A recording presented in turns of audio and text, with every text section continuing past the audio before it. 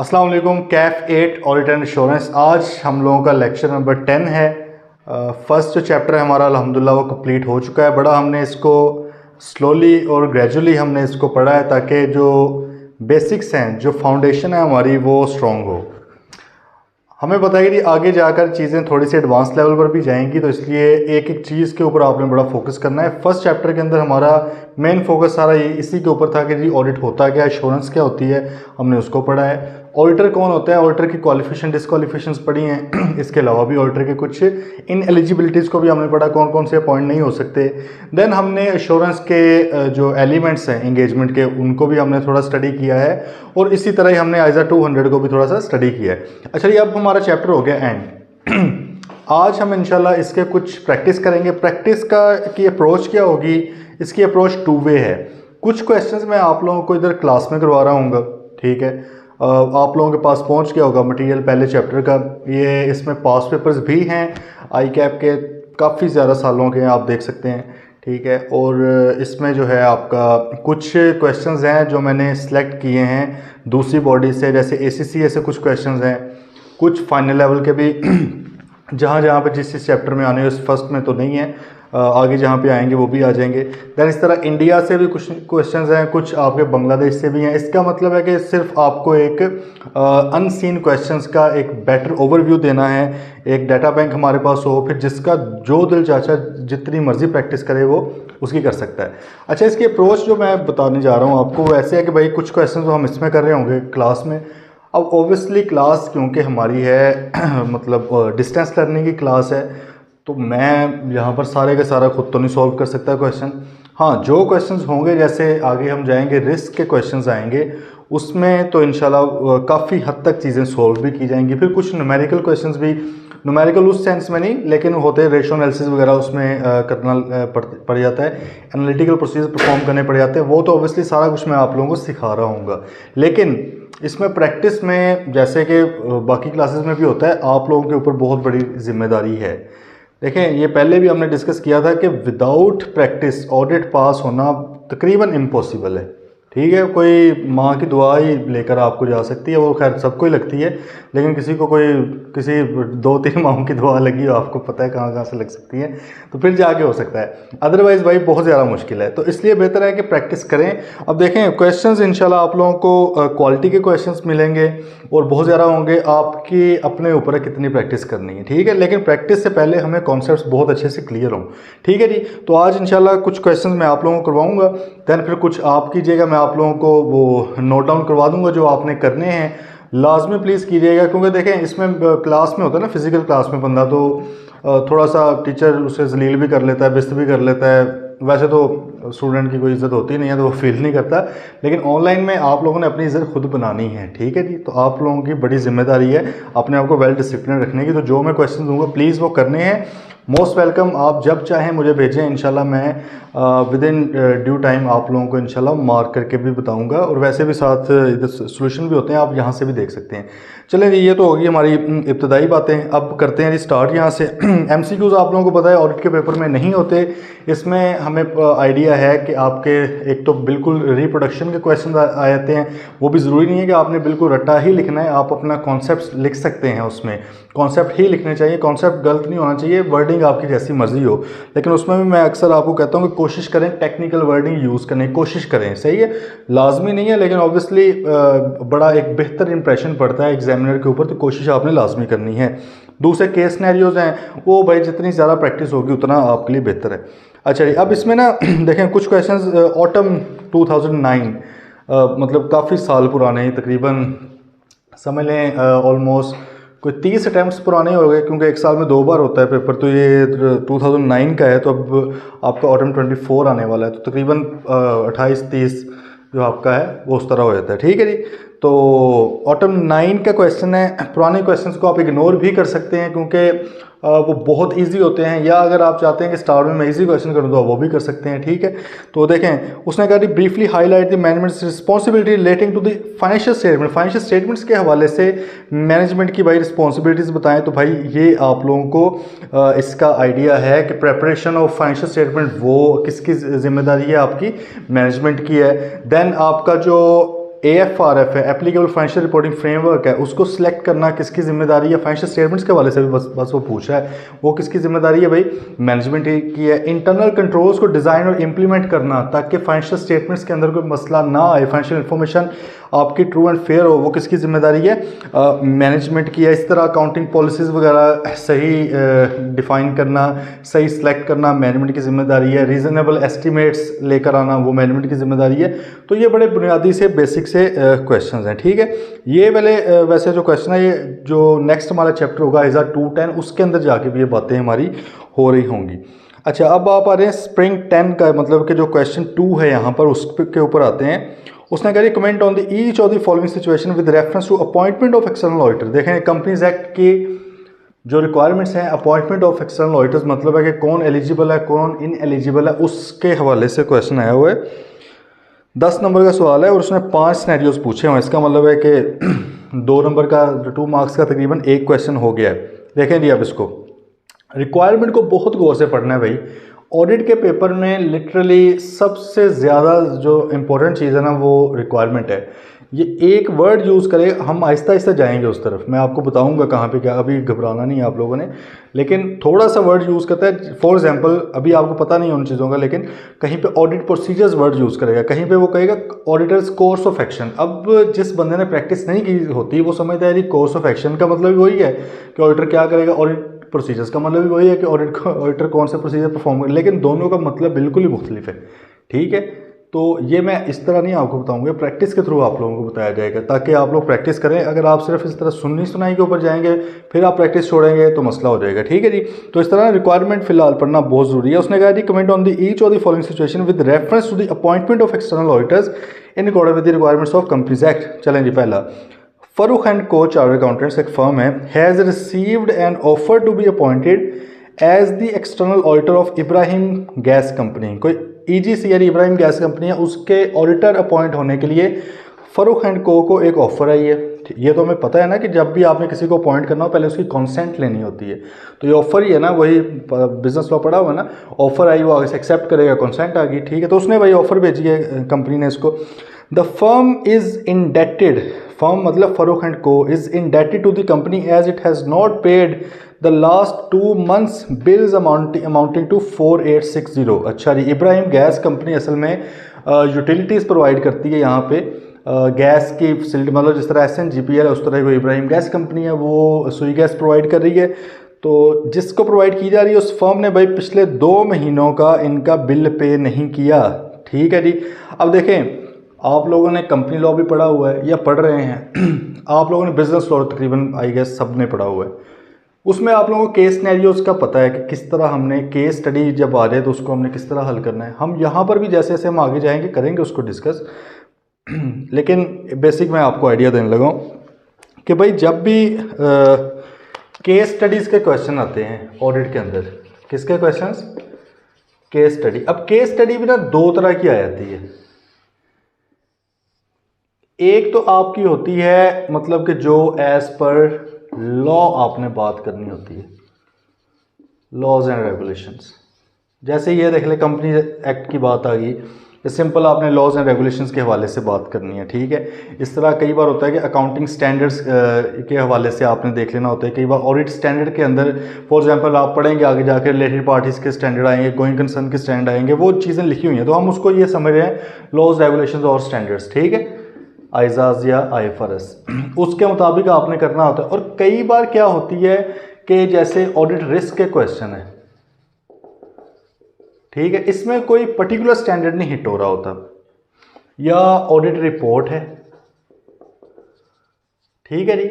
इसके अंदर क्या होता है कि डिफरेंट किस्म के सिनेरियोज होते हैं, आपने उनको कंबाइन करके उनका मतलब एक दूसरे से लिंक करके आपने उसका जवाब बनाना होता है, ठीक है। फिलहाल हमारे साथ जिसका अभी ये मैं आपको समझाऊंगा और आपको समझ नहीं आएगी क्योंकि अभी हमने पढ़ा नहीं है ना चीज़, ये इंशाल्लाह जब हम तकरीबन समझ लेके मिड ऑफ सिलेबस में पहुंच जाएंगे तो तब हमारे पास इस तरह की चीज़ें आने लग जाएंगी।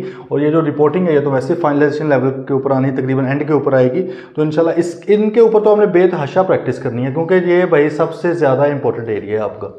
इसको जितने मर्जी स्टार्स लगा लें, सबसे ज़्यादा इंपॉर्टेंट एरिया है आपका, ठीक है। इसमें खुदा न खास्ता अगर स्टूडेंट फेल कर जाता है क्वेश्चन में तो पेपर उसका फेल हो जाता है, क्योंकि इसमें से अच्छा खासा पेपर आता है। और जो एग्जामिनर है वो उसकी भी कोशिश होती है कि मैं इन चीज़ों के ऊपर इसको ज़्यादा टेस्ट करूँ। फिलहाल हमारा जी इधर आ गई, ठीक है। तो इसका भाई वही तरीकाकार है। वो क्या होता है तरीका, प्रोविजन आपने लिख देनी है या रिक्वायरमेंट, मतलब प्रोविजन वर्ड मैं यूज़ कर रहा हूँ कानून के लिए, कंपनीज एक्ट वगैरह की क्वेश्चंस के लिए, सिनेरियोज के लिए, और रिक्वायरमेंट कर रहा हूँ मैं स्टैंडर्ड्स के लिए, ठीक है। फिर आपने लिंक करना है, link to your case. Scenario को भाई आपने अपने केस के साथ लिंक करना है और उसकी बेस पर फिर आपने क्या करना है, अपना डिसीजन देना होता है। ये हम लोगों को पता है पहले भी, सही जो सी लो वगैरह में, बी लो में आप करते आए हैं। अच्छा जी, अब ज़रा आ जाएं इधर। क्वेश्चन क्या था कि फरूक एंड को जो है वो अब उसकी अपना डेट में है, ठीक है। ये डेट में है या नहीं, इसको हमने देखना है। देखें, हम सिंपल क्या करेंगे, हमें पता है कि जी लीगल एक प्रोविजन है कंपनीज एक्ट की कि अगर कोई फर्म किसी भी कंपनी की, यूटिलिटी कंपनी के डेट में है और वो 3 माह से ज़्यादा, 90 दिन से ज़्यादा ड्यू हैं उसके ऊपर बिल्स, मतलब कि पिछले 90 दिनों के बिल, 90 दिन हो गए अभी तक बिल्स नहीं पे किए, तो फिर तो वो इंडेटेड तस्वुर की जाएगी, कंसिडर की जाएगी। अमाउंट वहाँ पे है ही नहीं, अमाउंट रेलिवेंट नहीं है। अमाउंट जो है ना वो है क्रेडिट कार्ड के केस में 10 लाख रुपया, याद है भाई, क्रेडिट कार्ड के केस में 10 लाख है। तो यहाँ पे चाहे वो 48 होता है, चाहे 48 लाख होता है, चाहे 48 करोड़ रुपया होता है, इट डजेंट मैटर। मैटर क्या करता है, डेज, कितने दिन के लिए। अब यहाँ पर वो कह रहे हैं 2 महीने के लिए, मतलब 60 दिन के लिए। तो इसका मतलब है कि इंडेटेड नहीं है। तो क्या फरूक एंड कोस की अपनी ऑडिटर अपॉइंट हो सकती है? बताएं जी, हो सकती है कि नहीं हो सकती? बिल्कुल हो सकती है, ठीक है जी। तो आप इसमें सिंपल ये लिख देंगे कि जी वो उसकी इंडेटेड कंसीडर नहीं होगी क्योंकि 90 दिन से ज़्यादा का टाइम नहीं गुजरा। ओके जी, चलें जी। अब दूसरा ऑप्शन इसका देख लेते हैं। After 100 days of incorporation, okay जी, 100 दिन हो गए, no directors of Rehman limited decided to appoint mister Shahid as the company statutory auditor. Mister Shahid was employed by RL before he started his own practice. Oh सही, ये देखें, बड़ा ट्रिकी सा question है। वो ये कह रहा है कि भाईजान फर्स्ट ऑडिटर के ऊपर आप पहुंच जाएं, क्योंकि इनकॉर्पोरेशन की बात आ गई ना। कंपनी जब बनी है तो कंपनी ने अपने फर्स्ट ऑडिटर को कितने टाइम में अपॉइंट करना होता है? फर्स्ट ऑडिटर्स को कंपनी ने कितने टाइम में अपॉइंट करना होता है? 90 दिन के अंदर, याद है भाई। Within 90 days of incorporation of company first auditors are appointed by, कौन अपॉइंट करता है? बोर्ड करता है अपॉइंट। अब यहाँ पर 100 दिन गुजर चुके हैं, ठीक है, लेकिन 100 दिन के अंदर अंदर भाईजान उन्होंने क्या किया, उसको नहीं किया, ठीक है। तो अब इस केस में क्या होगा, बताएं जी, क्या होना चाहिए इस केस में? उसने कहा mister Shahid was employed by RL before he started his own practice. 2 scenarios आ जाते हैं। एक तो आ गया वो 100 डेज वाला, दूसरा सिनेरियो क्या आ गया कि जी मिस्टर शाहिद साहब जो थे वो RL ने उनको पहले भी अपॉइंट किया हुआ था, उनकी एम्प्लॉयमेंट में थे। अब हमें भाई ये बात पता है कि जब आप एम्प्लॉयमेंट में होते हो तो अगले पिछले जो, अगर आप पिछले 3 सालों में किसी के एम्प्लॉयमेंट में हो कंपनी के, मतलब आप उनके ऑफिसर हो या आप उनके एम्प्लॉई हो, तो आप उनके ऑडिटर अपॉइंट नहीं हो सकते। तो ये वाला कॉन्सेप्ट यहाँ पे लग जाएगा, सिंपल, ठीक है जी। सी पे आ रहे हैं। The directors of Fazal limited have decided to appoint Syed and company chartered accountants as external auditor of the company. One of the partner spouse holds 1000 shares in the subsidiary of FL। भाई एक partner के spouse के 1000 shares हैं FL की subsidiary के अंदर। एक partner के क्या है भाई, 1000 उसके स्पाउस के शेयर्स हैं। तो हमने पढ़ा हुआ है कि अगर किसी ऑडिटर के या अगर ऑडिट फर्म है तो किसी पार्टनर के स्पाउस या माइनर चिल्ड्रन के कोई भी शेयर्स हों कंपनी में या उसकी सब्सिडरी में, तो फिर क्या होता है जी, वो ऑडिटर अपॉइंट नहीं हो सकती। तो सिंपल है भाई, आप इसका आंसर क्या बना दें कि यहाँ पे आप कहेंगे जी वो कंपनी अपॉइंट नहीं हो सकती, ठीक है, because spouse hold shares in its associated company, ठीक है, या आप सीधा लिख दो सब्सिडरी कंपनी, ठीक है। लेकिन अगर ऑब्वियसली वो कह दे कि भाई मैं इसको 90 दिन के अंदर अंदर अपने शेयर्स को डिस्पोज कर सकता हूँ, आपने साथ तमाम रेलिवेंट चीज़ें लिखनी है जो आपको पता है, ठीक है, क्लोज करना है ना क्वेश्चन को।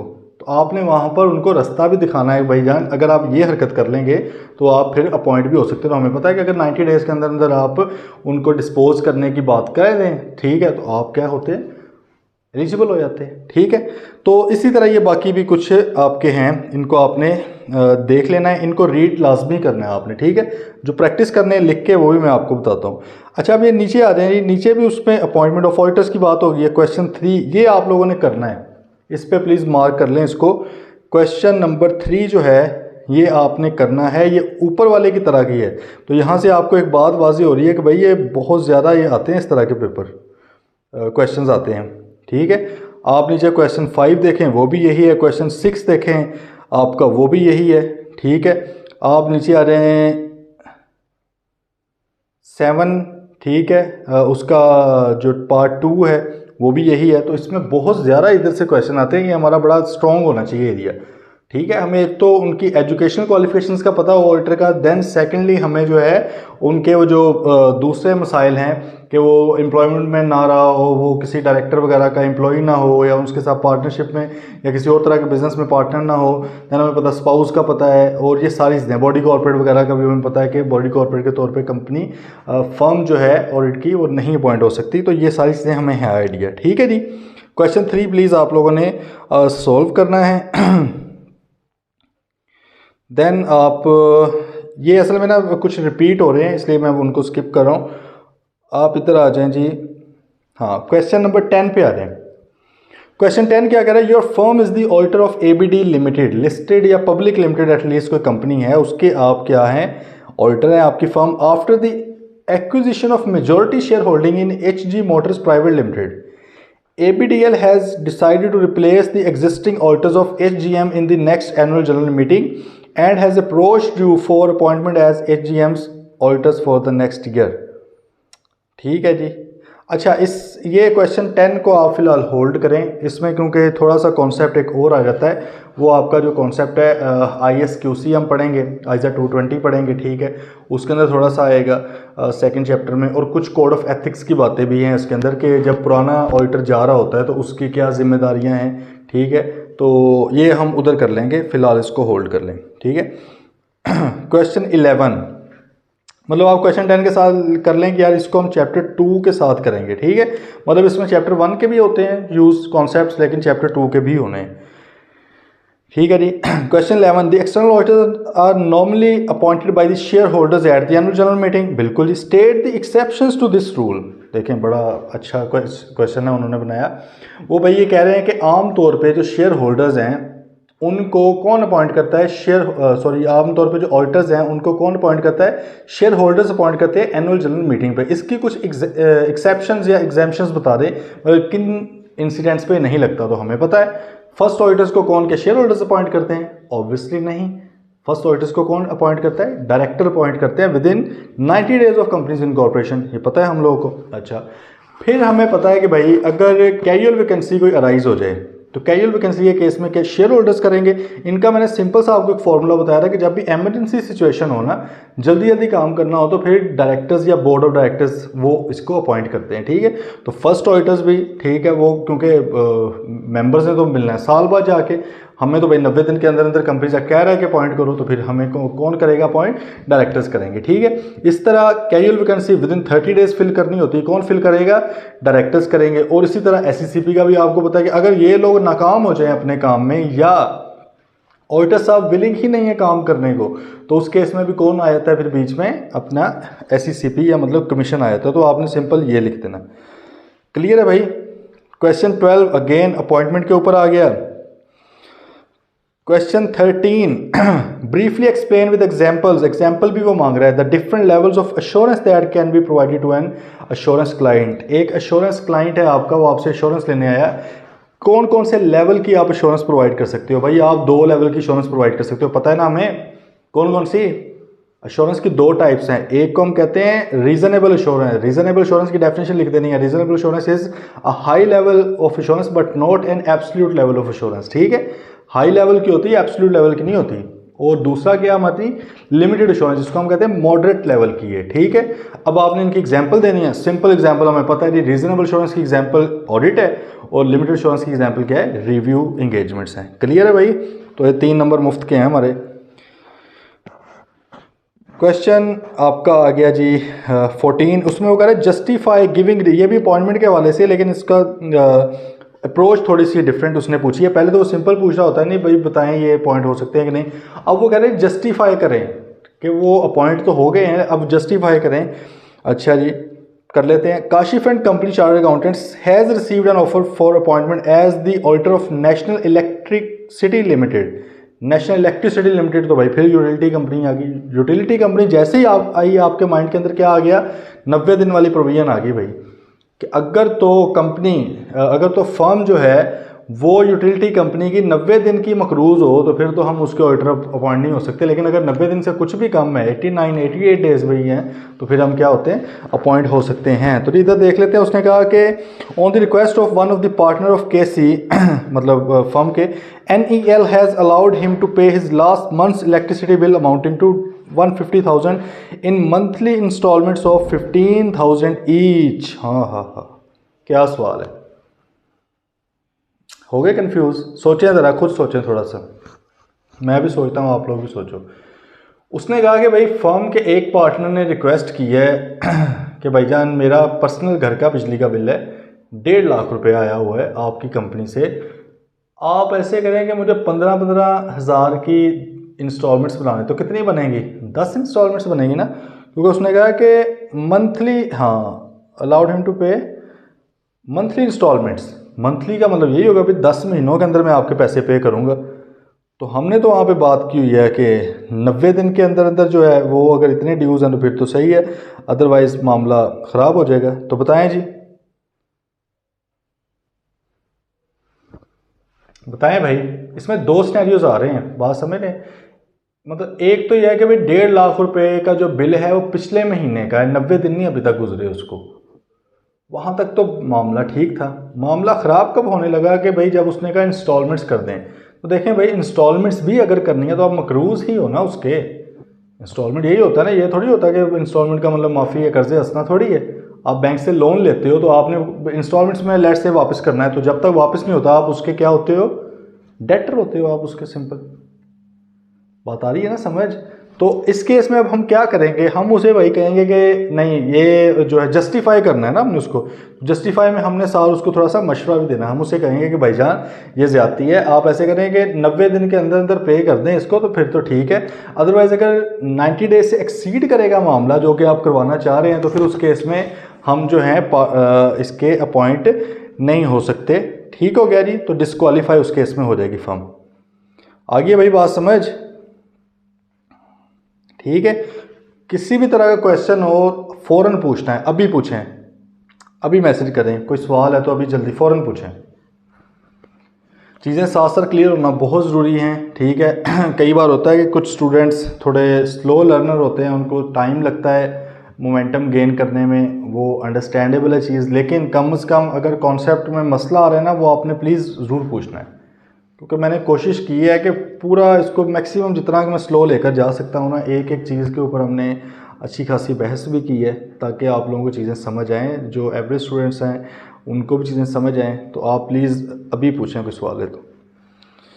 ठीक है, अच्छा, इसका दूसरा जो पार्ट था वो भी यही है, इसी के हवाले से। नीचे आ जाएँ जी। उसने अब यहाँ पे पूछा है एक क्वेश्चन में,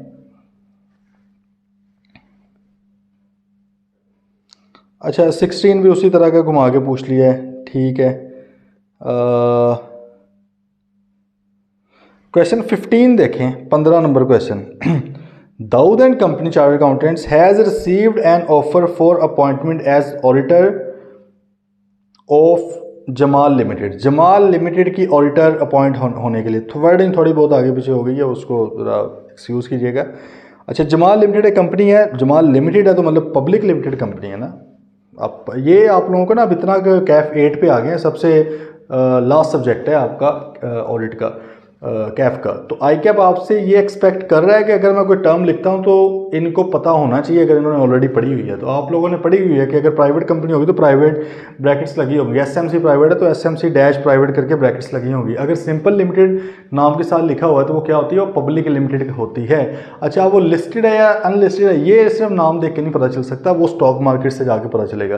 तो अगर कोई लिस्टेड कंपनी होगी तो वो स्पेसिफिकली उसको लिख देगा कि भाई ये जमाल लिमिटेड अनलिस्टेड कंपनी है, ठीक है। अगर मतलब उस एंगल से पूछना चाह रहा है आपको लिस्टेड कंपनी के पॉइंट ऑफ व्यू से, अदरवाइज आप इसको पब्लिक लिमिटेड समझ के आपने करना है, ओके।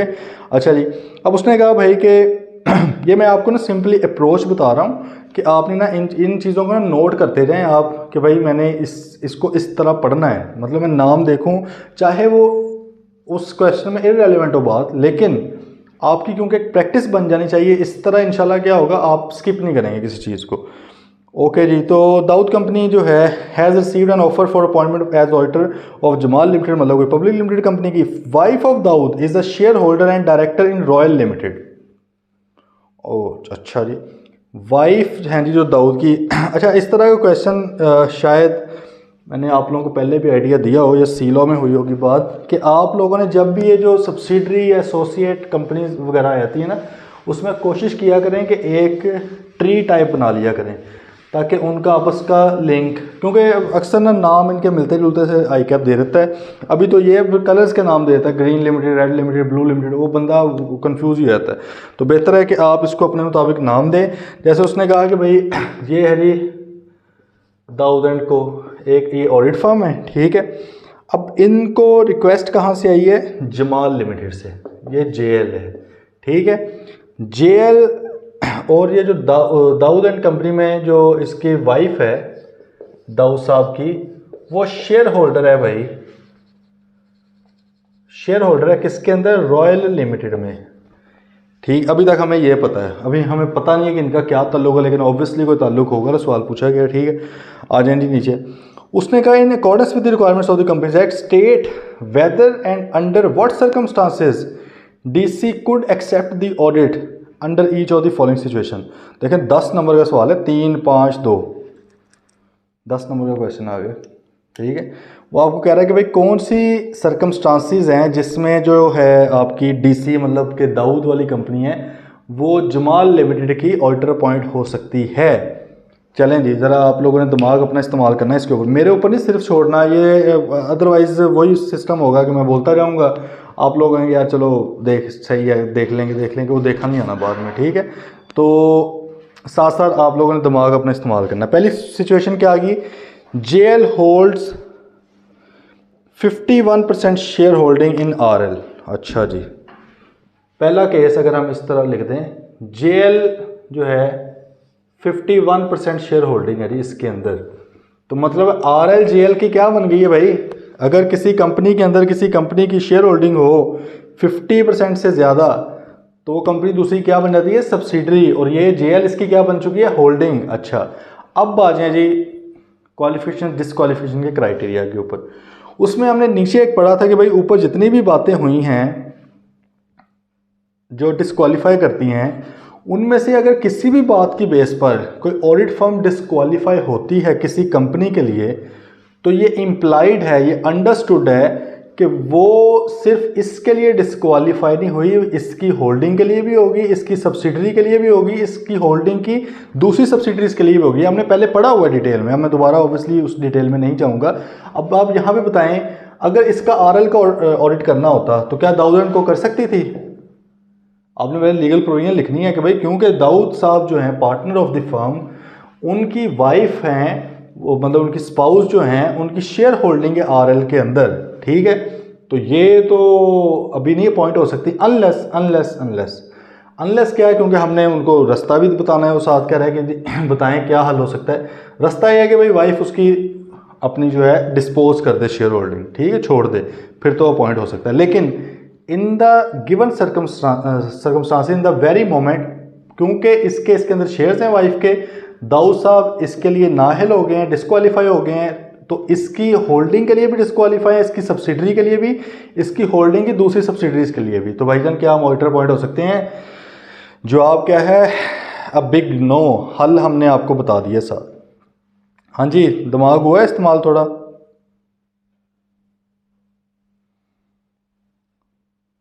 हाँ जी भाई, हुआ है दिमाग।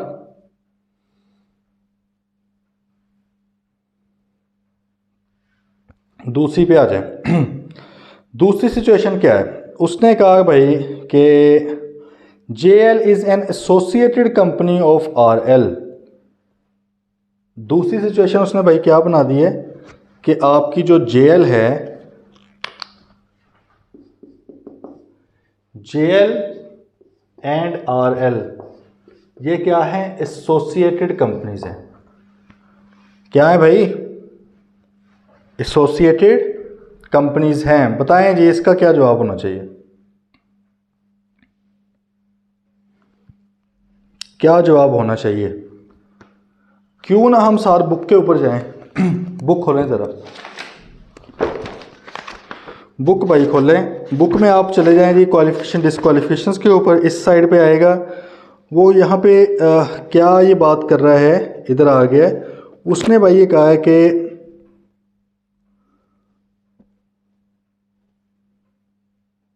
हाँ ये, a person will not be qualified for appointment as auditor of a company if he is due to the above mention disqualification is disqualified for appointment as auditor of any other company which is that company subsidiary और holding और a subsidiary if that of that holding. सही, ये तो हमें इस चीज़ का idea है। ये भाई क्लियर है ना बात ये वाली, ठीक है।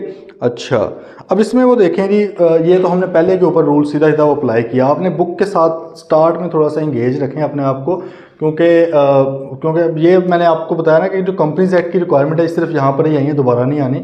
तो इतना हिस्सा थोड़ा सा क्रैम भी करना पड़ सकता है, ठीक है। कोशिश की है आप लोगों को समझाने की जितना हो सकता है। जिन लोगों को इस तरह समझ आ रहा है सही है, लेकिन ऑब्वियसली इतने ज़्यादा पॉइंट्स हैं, आप लोगों को थोड़ा क्रैम भी करने पड़ने हैं। तो स्टार्ट में आप लोग थोड़ा सा इसके साथ साथ लिंक्ड रहें इंशाल्लाह। इसके अलावा बहुत ही रेयर होगा कोई चांस इसमें मैं आपको रिकमेंड करूँगा क्रैमिंग का। तो ये सब थोड़ा सा ही है। अब दूसरी सिचुएशन के अंदर भाई वो आपको क्या कह रहा है कि JL और RL क्या है, एसोसिएटेड आपकी कंपनीज हैं। तो इस केस में भाई क्या होगा, हम इसका पहले थोड़ा सा आप लोग भी सोचें ना, इसका क्या बनना चाहिए।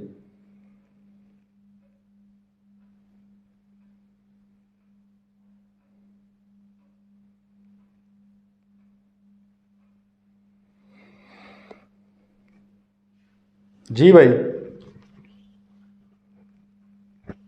देखें, एसोसिएटेड जो कंपनी है ना, पहले उस पर आ जाएं। एसोसिएटेड कंपनीज क्या होती हैं। एसोसिएटेड कंपनी आप लोगों ने कैफ 7 के अंदर उसकी होपफुली डेफिनेशन भी पढ़ी हुई है। एक होती है एसोसिएट्स। एसोसिएट्स वो हैं, 3 तरह की इन्वेस्टमेंट है।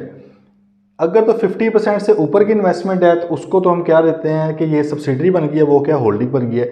एक होती है 50% से लेकर 20% तक, मतलब 20% से लेकर 50% तक की। सही है, 20 से ऊपर 50 तक अगर यहाँ तक है तो हम कहते हैं कि ये दूसरी कंपनी क्या बन गई है, एसोसिएट बन गई है। आप लोगों ने होपफुली शायद अभी ना पढ़ा हो, कंसोलिडेशन के अंदर IAS 28 आप लोगों ने शायद उसकी कोई झलक देखी हो या थोड़ा बहुत आइडिया हो।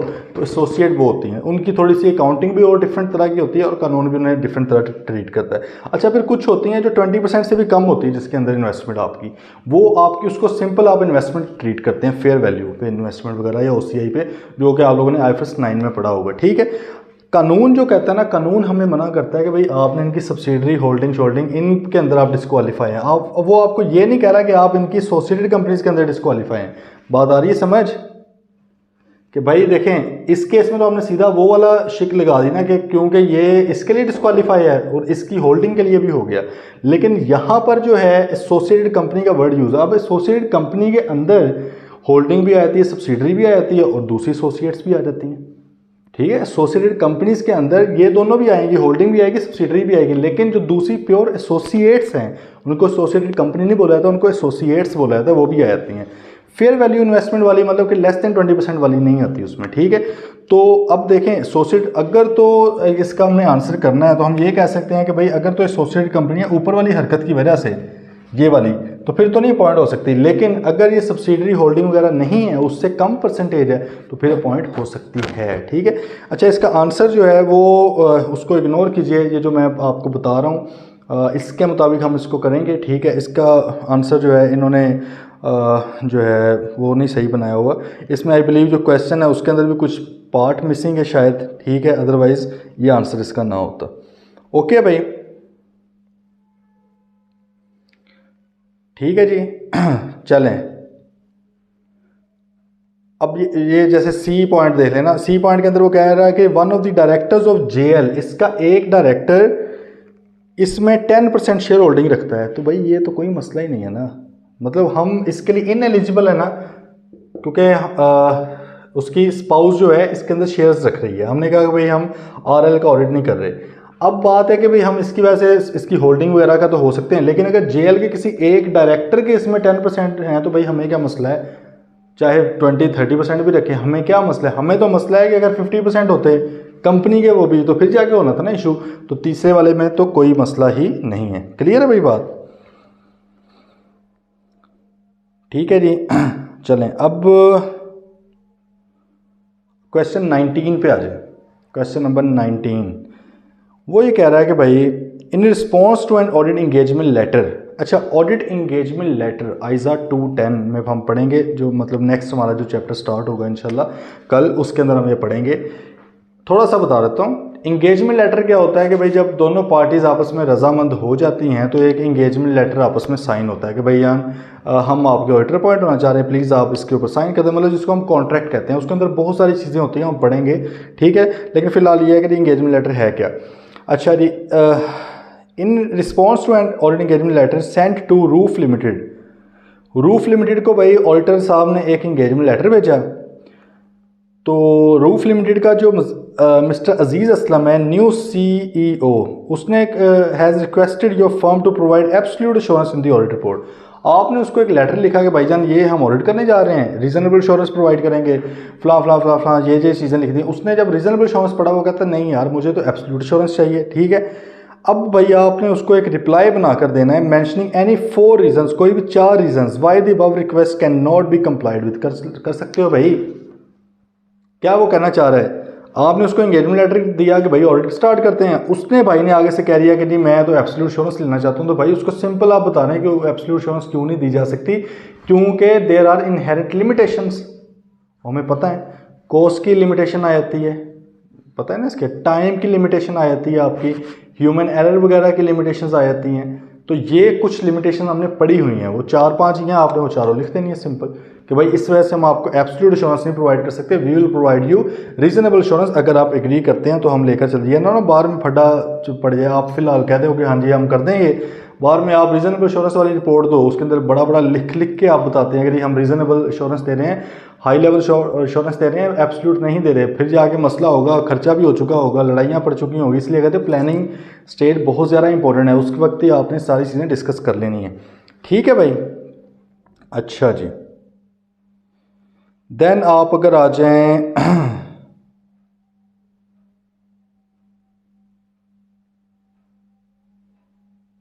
क्वेश्चन 20 के ऊपर आ जाएं।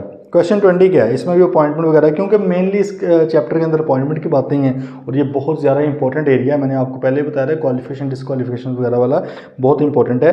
क्वेश्चन 20 के अंदर उसने कहा ऑन 5 मार्च 2018, ये क्योंकि स्प्रिंग 2018 के अंदर ये पेपर आया हुआ है, क्वेश्चन आया है, HSB and company chartered accountants has been offered appointment as external auditor of Tahir limited. Tahir limited के एक्सटर्नल ऑडिटर की for the year ending 31 December का साल है उनका एंड का।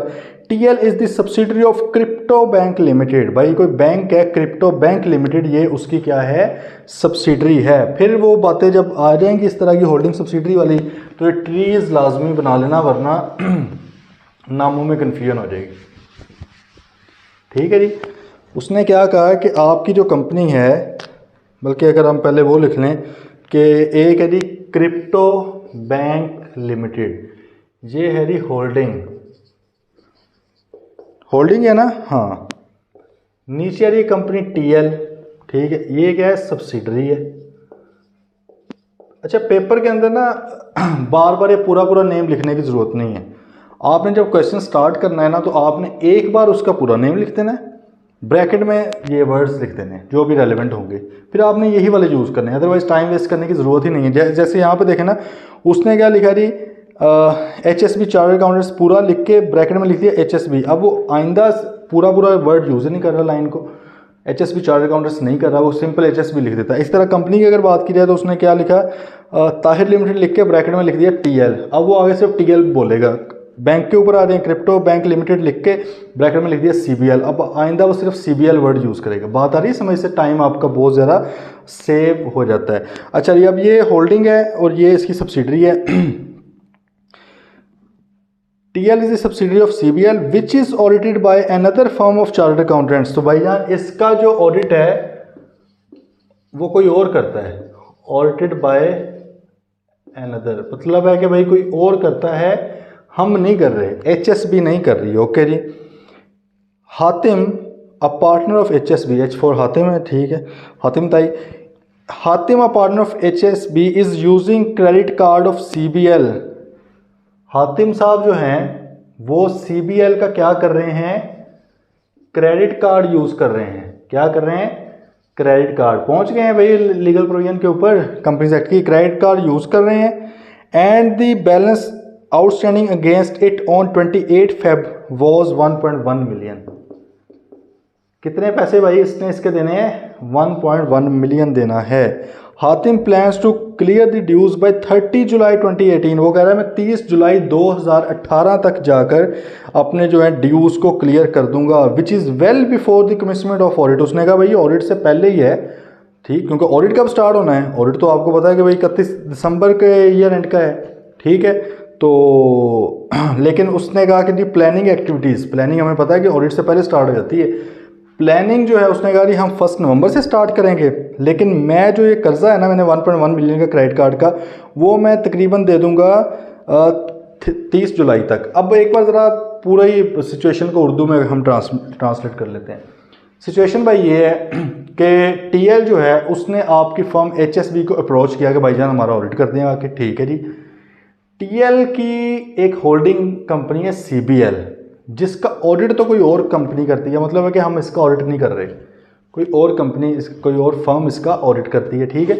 लेकिन हमारे एक पार्टनर है, क्योंकि बैंक है, तो हमारे एक पार्टनर ने इस बैंक से क्रेडिट कार्ड लिया हुआ है जिसका 1.1 मिलियन आउटस्टैंडिंग है, हमने अभी भी पे करना है। हमारे पार्टनर ये कह रहे हैं कि यार देखो हमें अपॉइंट वो करना चाह रहे हैं दिसंबर 31 2018 के ऑडिट के लिए, जिसकी प्लानिंग स्टार्ट होगी 1 नवंबर से। मैं ये जो 11 लाख रुपया देना है ना 30 जुलाई 2018 तक वापस कर दूंगा। तो बताएं जी क्या ये जो HSB है इसको अपॉइंट होना चाहिए या नहीं होना चाहिए, सोचें थोड़ा सा इसके ऊपर, सोचें भाई।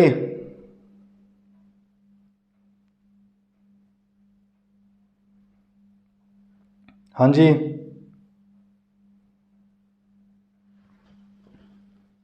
इसके अंदर ना असल में 2 कॉन्सेप्ट लग रहे हैं साथ साथ। अगर एक के ऊपर रहते हुए आप जवाब देंगे तो वो गलत हो जाएगा। दूसरा भी है एक जो आपके माइंड में शायद नहीं आ रहा, इसके ऊपर हमने बड़ी बात की हुई है, वैसे आना चाहिए आपके माइंड में।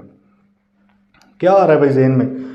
देखें, हमने कहा कि भाईजान हातिम साहब ने 1.1 मिलियन देना है। हातिम ने कहा यार 31 दिसंबर 2018 का ऑडिट है। अच्छा एक बात तो हम समझ रहे हैं ना यहाँ पे कि अगर हमने क्रेडिट कार्ड का जो अमाउंट है वो किसी की पे करनी हो तो हम उस कंपनी के ऑडिटर अपॉइंट नहीं हो सकते। अगर हम हमारी फर्म ने, मतलब अगर सोल प्रोप्राइटर है तो ऑडिटर ने, या फर्म के किसी पार्टनर ने किसी क्रेडिट कार्ड इशूअर कंपनी के कोई पैसे देने हैं 1 मिलियन से ज़्यादा, कितने 1 मिलियन से ज़्यादा, ये हमने लीगल प्रोविजन पहले लिख देनी है। जवाब तो बाद में निकलेगा ना कि होना है कि नहीं, पहले आपने सिंपल लीगल प्रोविजन लिख देनी है। As per the companies act 2017 if an auditor और a partner of an audit firm is indebted to a credit card issuer for an amount not exceeding 1 million he can be appointed as auditor of that company. ये तो हमें पता है। But if he is indebted to that bank for an amount exceeding 1 million he can not be appointed the auditor of that company. And we further know that if we are disqualified to be appointed as the auditor of a company, we can also not be appointed as the auditor of its subsidiary or its holding or its holdings other subsidiary। हमने पूरा लिख दिया है, अभी हमें जवाब के ऊपर नहीं हम गए, हमने पूरी लीगल प्रोविजन लिख दी। आगे भाई बात समझ कि हम इसके जो ऑडिटर नहीं अपॉइंट हो सकते, ना इसकी सब्सिडरी भी हो सकते हैं, तो हम इसके नहीं हो सकते, ठीक। अब दूसरी सिचुएशन जो आपके दिल में थोड़ी रहमदिली लेकर आ रही होगी, नरम गोशा, वो ये है कि आप कह रहे होंगे सर वो दिसंबर का ऑडिट है, नवंबर में प्लानिंग स्टार्ट होनी है, कर लेते हैं ना तब तक। तो उसने कहा ये मैं मामला से कर लूँगा। देखें, आपको उसने 5 मार्च को भेजा है कि आप हमारे ऑडिटर अपॉइंट हों। बात आ रही समझ? तो आपको ये इस बात का भी तो पता है ना कि ऑडिटर साहब जो हैं वो अपॉइंट होते हैं एजीएम के ऊपर, मतलब उनकी कोई एजीएम होगी स्टेट पे। हमने जो एजीएम 28 अक्टूबर की मैंने आपको बताई थी ना, वो होती है आपकी फाइनेंशियल ईयर एंड अगर जून हो तो, क्योंकि हम कहते हैं कि फाइनेंशियल ईयर एंड के 120 दिन के अंदर अंदर, आप लोगों ने कैप 7 में भी पढ़ा हुआ है जनरल मीटिंग्स में, वो 28 अक्टूबर जून के हवाले से है। लेकिन दिसंबर अगर ईयर एंड है आपका तो भाई उसके 120 दिन गिन लो, वो आपके कब बनते हैं? जनवरी फेब मार्च में कहीं जाके, मतलब जनवरी के 31 दिन आ गए, फेब के 28 आ गए, कितने हो गए? 59, और मार्च पूरा 31 और बल्कि आगे अप्रैल भी आएगा ना, 120 करने हैं तो 30 अप्रैल तक, ठीक है, एजीएम आपकी होती है। यहाँ पे वैसे एजीएम वाले बातों में इतना डीप नहीं जाना, मैं जस्ट आपसे वो डिस्कस कर रहा हूँ कि कहीं आपके माइंड में वो 28 अक्टूबर वाली कहानी ना आए। वो होती है जब फाइनेंशियल ईयर एंड 30 जून हो। अगर फाइनेंशियल ईयर एंड आपका 31 दिसंबर है तो फिर आपकी एजीएम कैप 7 कंपनी लॉ या कंपनीज एक्ट 2017 के मुताबिक कब होनी चाहिए? 30 अप्रैल तक होनी चाहिए, 120 दिनों के अंदर, ठीक है जी। अच्छा, तो भाई अब 5 मार्च को आया, हमें पता है कि ऑडिटर साहब जिस वक्त पे अपॉइंट होते हैं, परमानेंट ऑफिस है, ये नहीं है कि हम बस साल भर बस ऑडिट करने आएंगे, नहीं भाई, हम वो 12 महीनों के लिए, जब तक अगली एजीएम नहीं होती, बल्कि जब तक अगली एजीएम एंड नहीं होती, कंक्लूड नहीं होती, ताले नहीं लगते, हम आपके ऑडिटर हैं। तो हम तो ऑडिटर 5 मार्च से बन जाएंगे उनके, या जब भी एजीएम होगी, मतलब जो पहले हो जाएगी ना, हम तो तभी से ऑडिटर अपॉइंट हो जाएंगे। अगर ऑडिटर अपॉइंट होने के लिए ज़रूरी है कि हम क्राइटेरिया को मीट करें, तो जब हम उस टाइम पे मीट नहीं कर पा रहे तो हम ऑडिटर अपॉइंट नहीं हो सकते। तो ये इनके फजूल बात है। उनको सिंपल हम कहेंगे कि भाईजान जो है आप फ़ौरन पहले पैसे पे कर दें। अगर फ़ौरन पैसे पे हो जाएंगे इसी वक्त इसी मोमेंट पे तो हम हो सकते हैं, अदरवाइज़ हम नहीं हो सकते। या उसे सिंपल कहेंगे यार 10 लाख तक की लिमिट है ना, आप ऐसे करो 2 लाख पे कर दो, 9 लाख पे आ जाओ नीचे, ठीक है, तो फिर भी हम पॉइंट हो सकते हैं। ओके जी, ठीक है। अच्छा चलें जी, काफ़ी वैसे होगी ये बातें। थोड़ा दिमाग इस्तेमाल करना आप लोगों को फुली आ रहा है, दिमाग इस्तेमाल करना बड़ा ज़रूरी है हमारा यहाँ पे। अच्छा, यहाँ पर क्वेश्चन 21 में तो वाली कमीशन कब कब अपॉइंट कर सकता है, सिंपल सी बात है, ठीक है।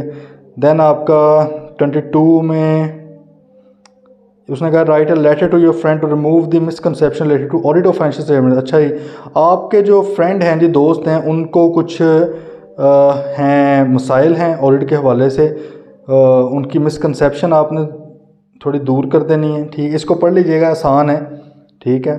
देन नीचे आ जाएं क्वेश्चन 23 के अंदर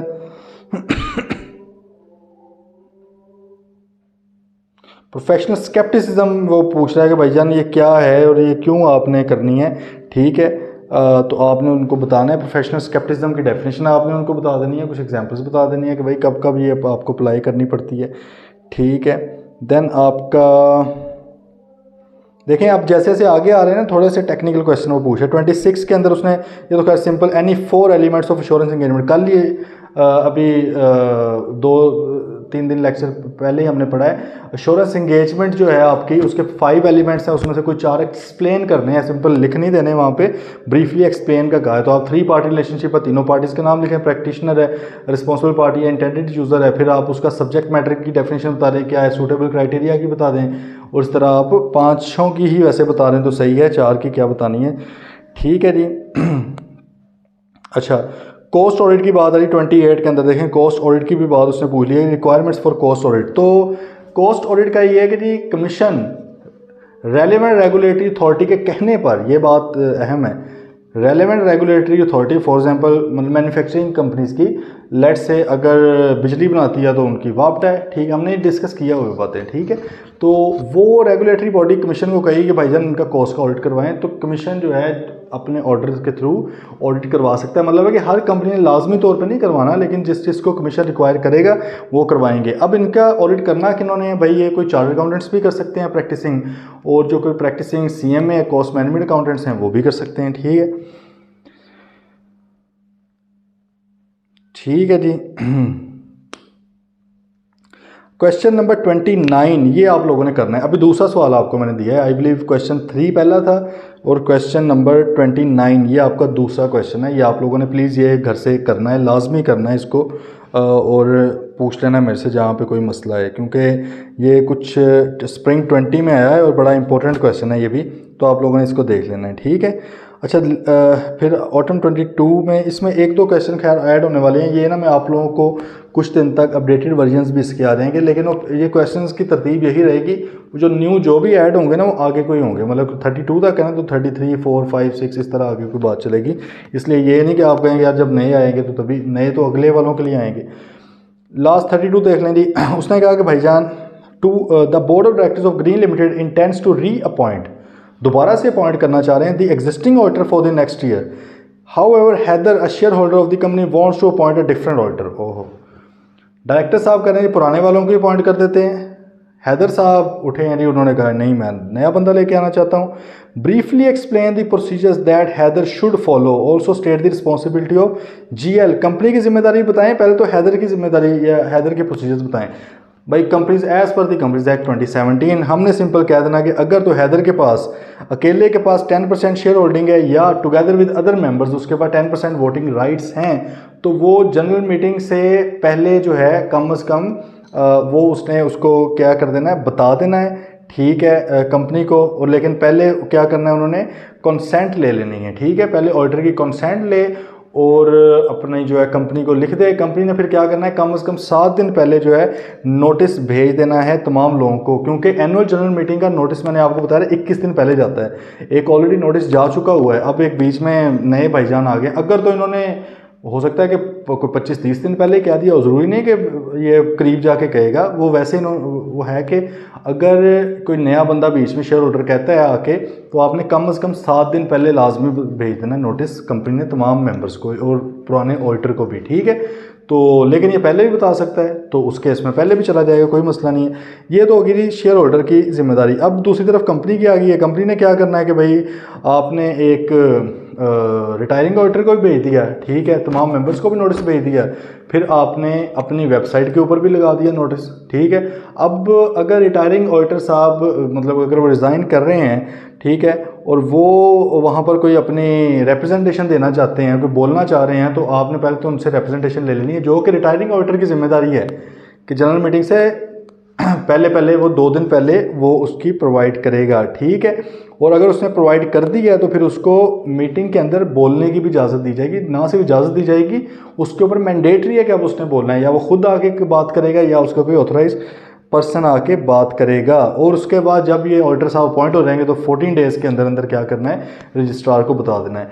अच्छा, ये 14 डेज़ तो भाई हर केस में है ना, चाहे फर्स्ट ऑडिटर है फिर भी 14 दिन के अंदर अंदर बताना है रजिस्ट्रार को, सब्सिक्वेंट है, कैजुअल वैकेंसी है, वट एवर द केसेस, आपने हमेशा उसको बता देना है, ठीक है भाई। तो ये आपके जी आज का चैप्टर 1 था। होपफुली आप लोगों को अप्रोच थोड़ी समझ आ गई होगी।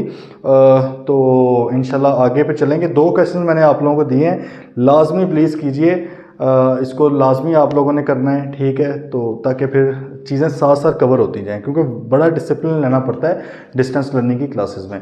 चलिए कल इंशाल्लाह फिर चैप्टर 2 आप लोगों को स्टार्ट करेंगे। होपफुली आपने तब तक कि चैप्टर 1 का अगर कोई भी लेक्चर आता हो प्लीज़ वो आप अपना कंप्लीट कर लें, ताकि कैरी फॉरवर्ड ना हो चीज़ें आप लोगों की, ठीक है। फिर कल मिलते हैं, टिल देन टेक केयर, अल्लाह हाफिज़।